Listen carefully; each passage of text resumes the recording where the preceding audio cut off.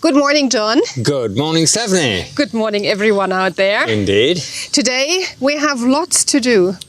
We are going to talk about, well, en passant, like English roses. We are replanting roses. We are planting bare-rooted roses or roses in pots. So, wow, a lot of really good garden stuff we have to show these folks out there today, right? Certainly do.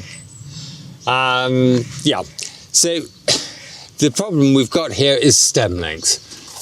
You can see this is an enormous stem and it's come from where it was summer pruned right the way down here. That's long.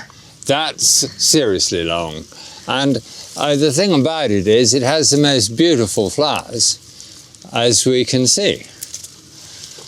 There. That's for you. Oh my God, that's... Thank you. Oh, it's still even got some scent. No, it's So, which rose is it? It's James Galway.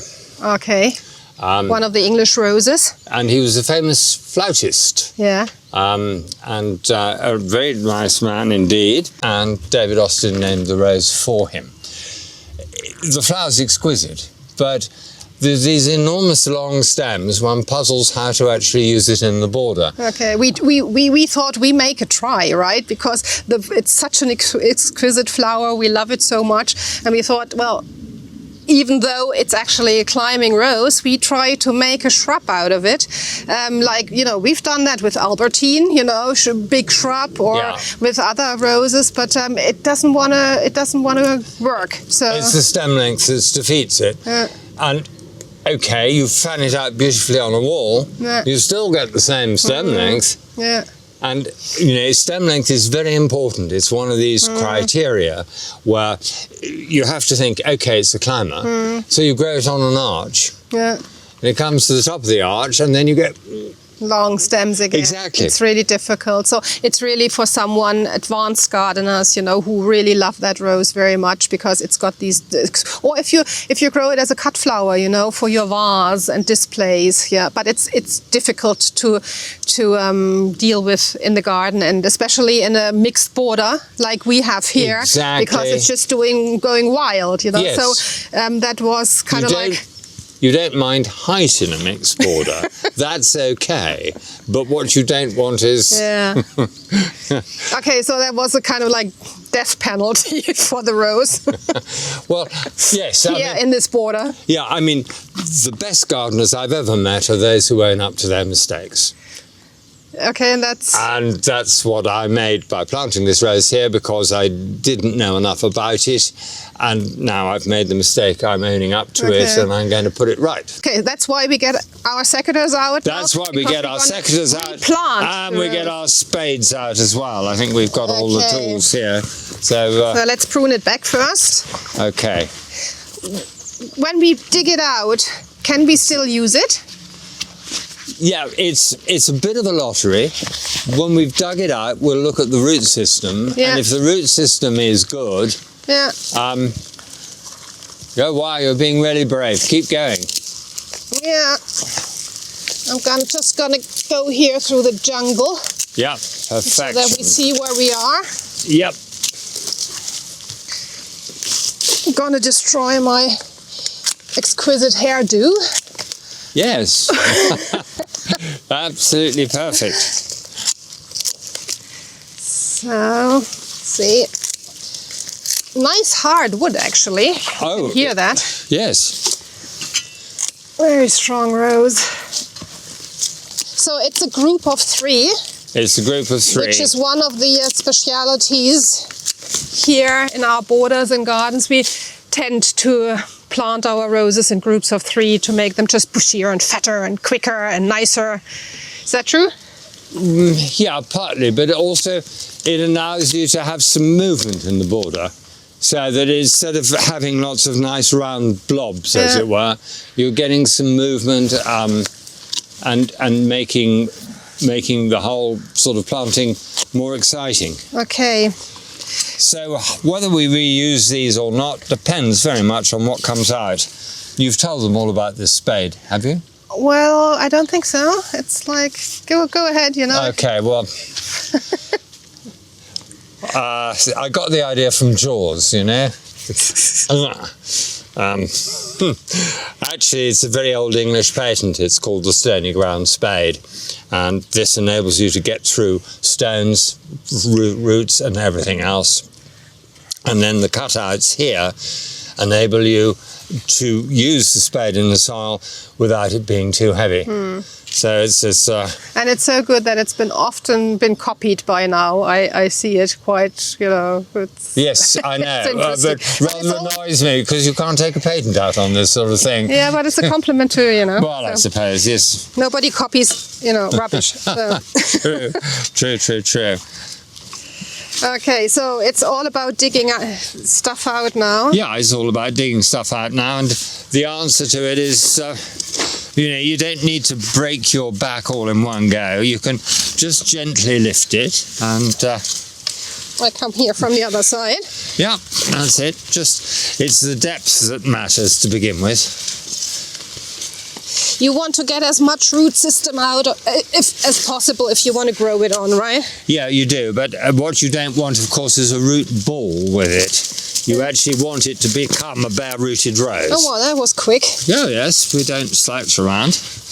Okay, cool. So, that, then, can I use your secateurs, right? please? You're still a fan of the Felco secateurs, aren't you? Yeah.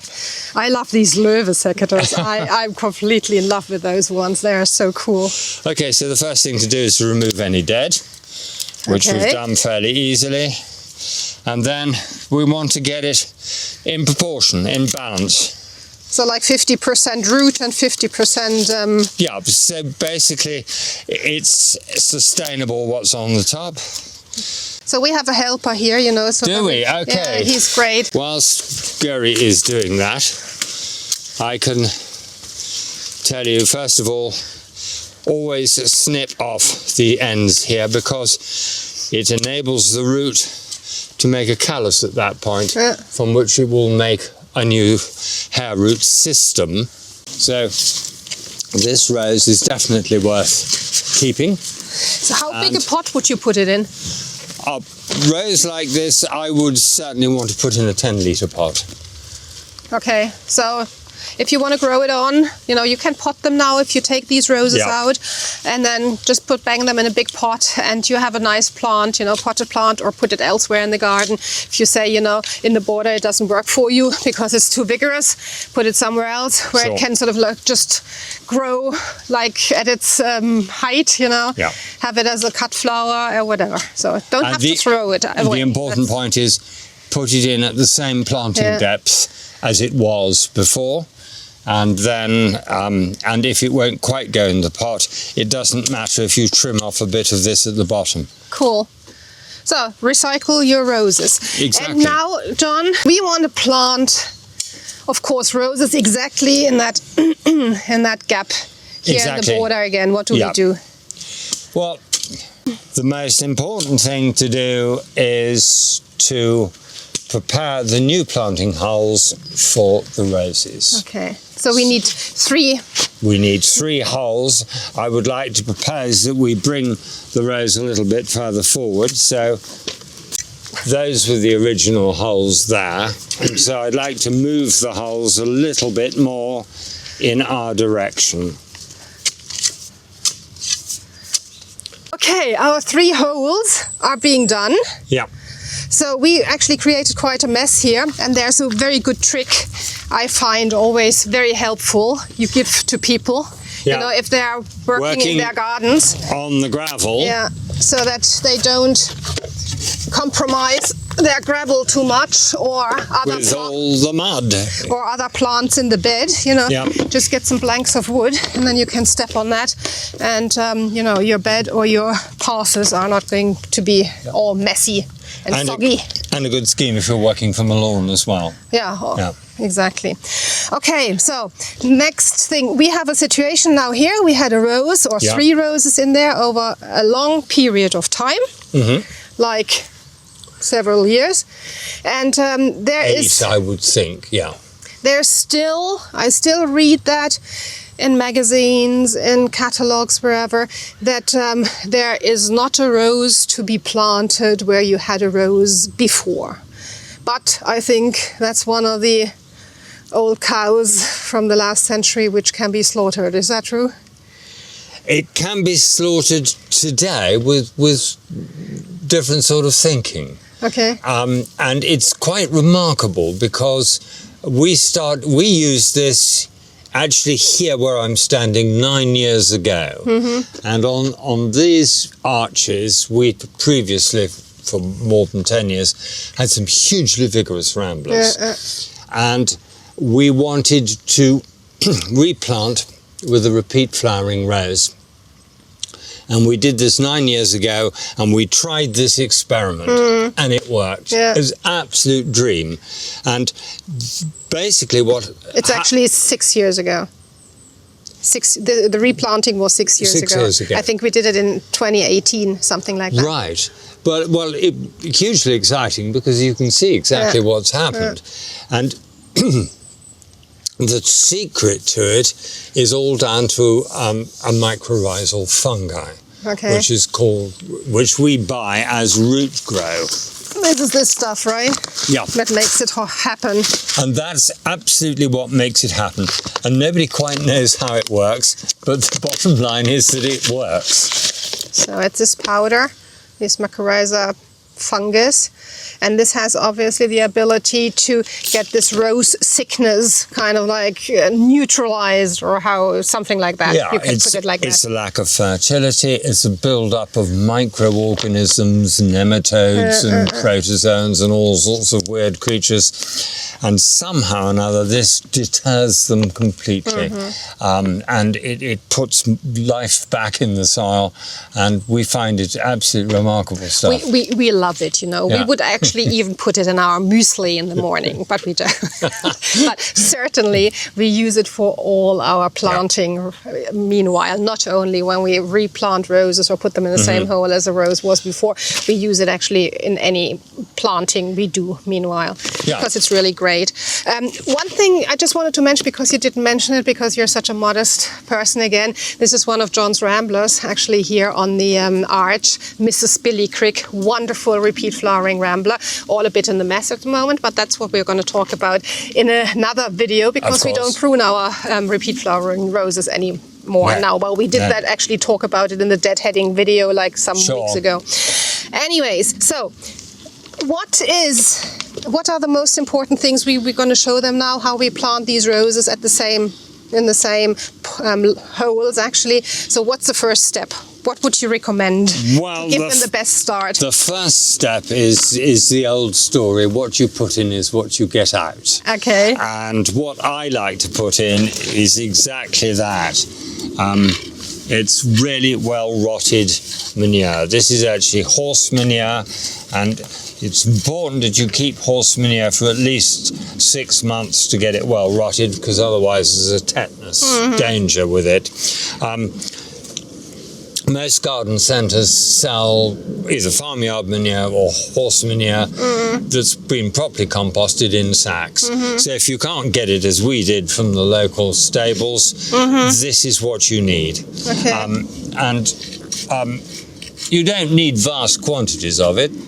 Something like that, put in the bottom. Just a forkful? Yeah, exactly. Okay. And then make sure that you've broken it up into the bottom of the hole, because you don't want the roots to be exactly in contact with the manure. So a little tiny bit of earth skittered in there is basically all you need. So then next, up in our recipe, is going to be our friend the ROOTGROW. Okay, so I can do that. Please. That's what I can do. So, well, they have this little blue thing in here. So is it just 1 cap of this blue thing, or would you put in more? I think that's enough. Just skitter it in there? Yeah, skitter it in there. That's fine. Yeah? Yeah. Well, I always like it. Well, okay. A little more. Exactly. A bit more generous there. Like sugar in the pie. Yeah. Listen, one more thing, but with this, the manure in there is not a must. That's more like the Rolls-Royce method, isn't it? Is there a mini method too, or, if they don't have that to hand, they can do it without, right? Yes, but then if they've got garden compost or failing that, they've got sort of compost like our bio-herder, that all helps, because you can see that this that we've dragged up is the undersoil. And if you compare that with the darkness of the topsoil, you can see immediately that there's no organic matter in that. Down there. And so by putting some in, you're then increasing the possibilities that as the roots go out, they're going to find the nutriments they want in the soil. So it's always good if you have it to hand, you know, the nice compost, put it in the hole, and then, you know, as John showed you, put a little bit of the other soil, which is there naturally in your bed, in it, and then definitely the root grow. So if you don't have compost, it's not a biggie. You can still, they will still establish just with the root grow and without the compost. But if you have it, use it, of course, you know. So next step is our next secret is the cardboard box. The cardboard box. So I have that here actually. So that is really interesting. We just take our boxes, which we also use for mail order, or if you have an old box, you know, like one of your mail order boxes when you got something via post, take off the plastic strippers and all that kind of stuff, just that you have a raw box. And do something like this, you know. It's that, and then that goes to the hole. That goes in the hole. So why do you do that? Why do you put that in the hole? Well, basically what happens is that by putting that in the hole, you prevent any organisms coming in from the outside during the first few months of the rose establishing, and allowing the root grow to sort of work its magic for you.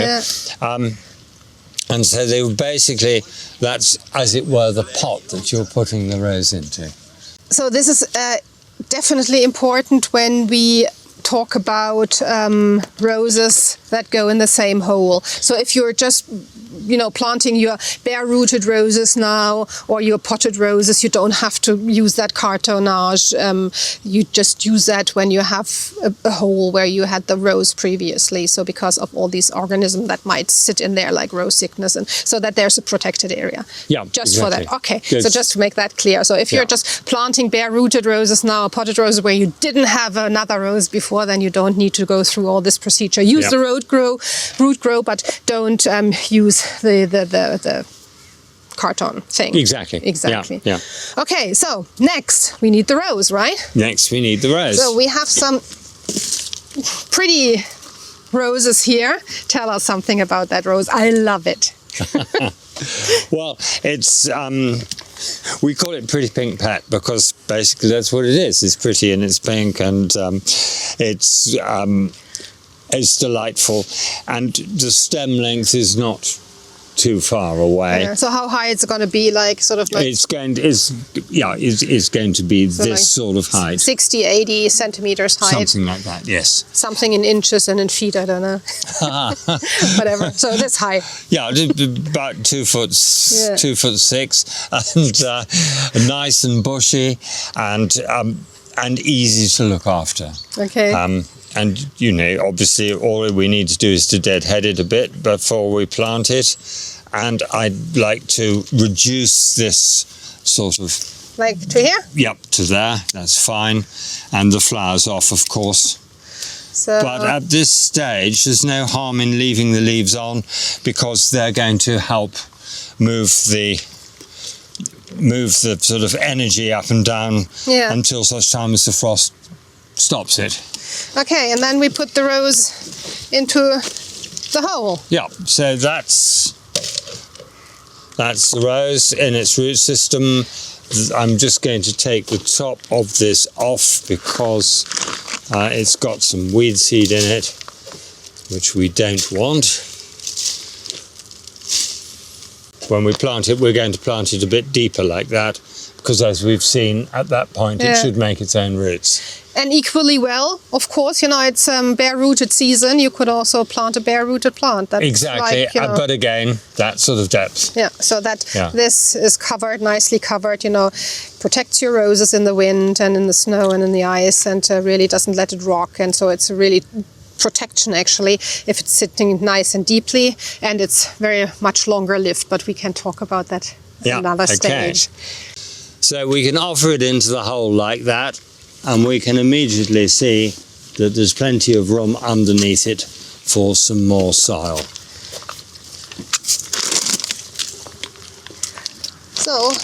So we are going to use the bio-erder because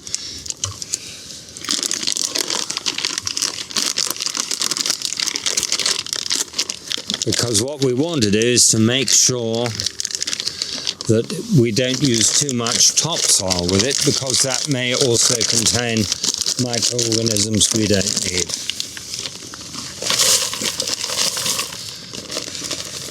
So this is our own rose compost, which we get formulated especially for us. Exactly. Which has all the good stuff in it, and also some drainage, little bit of clay, and all the stuff that roses like. Yeah. So we can see now that we've got the planting depth that we more or less need. So, and then you would just close the hole using some more of the compost to make a nice mixture. Yeah. Yep, exactly. So we can use that to close the hole. So what about watering at this time of the year, John? No. The soil is beautifully moist. You can always tell when soil is moist, because when you squash it like that, you can see that the fat of the water comes to the surface. And what you need is soil that's open, so that the roots can travel through it and oxygen is available to the roots. Okay, so we close it all up. Okay, but the other thing that you must remember is that having gone to all of that trouble, you want to firm it in the ground. Yeah. Which we can do by doing that. And you can feel that's nice and firm. But what you don't want to do is to stamp it in like this. Oh, you always see that, right? So yeah. That's going to cement everything, doesn't it? It cements it, and then the oxygen isn't available to the plant, and the roots can't travel through it because they're set in cement. Yeah. And because it wants to breathe, there's no need to water it because there's sufficient moisture in the soil. Okay, if you wanted to do that with a bare-rooted rose now, you would just do exactly the same. In this position, of course, we would use the box again, and otherwise, if we didn't have a rose there before, no box, and just, you know, get it nicely in there, deeply planted. So, John, talking about bare-rooted roses, you know, you always read that when the roses arrive, you should put them in a bucket of water overnight. What do you think about that? Well, that may have been true 100 years ago when the rose took an awful long time to get to you from wherever it was posted.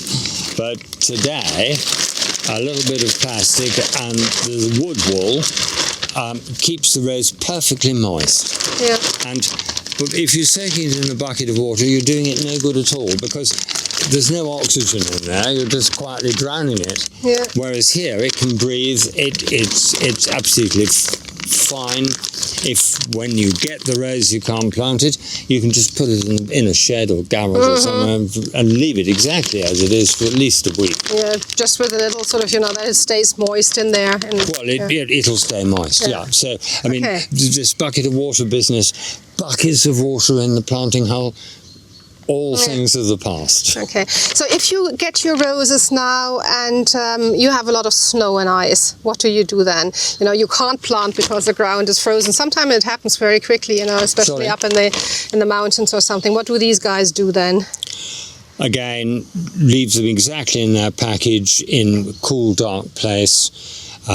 If the weather persists but it opens a little bit, the best thing to do is to actually heel them in, making a shallow trench in the ground and then covering them with earth, literally right the way up to the very top so they can't get frosted. And they can sit there happily until the spring. Okay, good. That's great. Well, so I think we did a good job, John. I hope we did, Thank you very much. I think, these guys got a hell of a lot of good tips from you today, what to do, especially, with their roses, if they had roses before. And we are really looking forward to the pretty pink pet flowering here, famously along with the Mrs. Billy Crick and that wonderful mixed border you've created. And of course, we're going to do a video at some stage also about the mixed border, since we also wanted to talk about Gertrude Jekyll at some stage. Yeah, exactly. Entirely. It's a lovely subject too. One of my favourites. It was great fun. Again, the sun is coming out for us. You guys at home, enjoy your gardens and gardening, whatever, making plans for the next season. And if you liked it, just subscribe down here. If you have questions or comments, put them down in the box. I'm always happy to receive those and answer to those. And then see you next time. Thank you. Look forward to that very much. See you guys. Thanks. Bye-bye. Subscribe. Thank you.